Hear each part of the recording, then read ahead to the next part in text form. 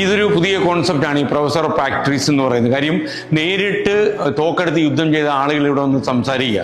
അപ്പോൾ അതൊരു ഒരു ഒരു ഒരു പുതിയ കോൺസെപ്റ്റാണ്. നമ്മുടെ ക്യാമ്പസുകളിലൊക്കെ ഇതങ്ങനെ കണ്ടുപരിചയിച്ചില്ല. ഞാൻ തന്നെ ഇത് ആദ്യമായിട്ട് ജെയിൻ യൂണിവേഴ്സിറ്റിയിലാണ് കേൾക്കുന്നത്. ജെയിൻ യൂണിവേഴ്സിറ്റി ഒരുപാട് എന്നെ പോലെ ഇത്രയധികം വർഷമൊക്കെ മീഡിയയിലൊക്കെ പ്രവർത്തിച്ച ആൾക്കാരെ കൊണ്ടുവരുമ്പോൾ അവർക്ക് ഒരു ടെലിവിഷൻ സംപ്രേഷണം അവർ കണ്ടിട്ടുണ്ട്.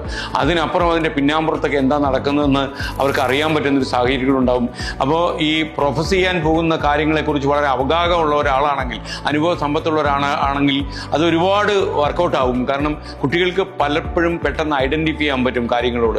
അപ്പോൾ അവരുടെ ജീവിത സാഹചര്യങ്ങളോടൊക്കെ ഏറ്റുമുട്ടിയിട്ടുള്ള ആളുകൾ തന്നെ അവരെ ഒന്നാം സാക്ഷിയായിട്ട് ഇത് പറയുമ്പോൾ കേൾവിക്കാരന് കുറച്ചുകൂടി അതോട് അടുത്ത് നിൽക്കാൻ കഴിയുമെന്നാണ് എൻ്റെ വിശ്വാസം. ഈ പ്രൊഫസർ ഓഫ് പ്രാക്ടീസ് നല്ല പരീക്ഷണമാണ്. പ്രത്യേകിച്ച് നമ്മൾ കണ്ടുപിടിക്കുന്ന ആളിനെ ആശ്രയിച്ചിരിക്കും. തീർച്ചയായിട്ടും അനുഭവ സമ്പത്തുള്ള അക്കാഡമിക് ക്വാളിഫിക്കേഷനുള്ള ആളുകൾ വരികയാണെങ്കിൽ അത് കുട്ടികൾക്ക് കൂടുതൽ ഗുണം ചെയ്യും.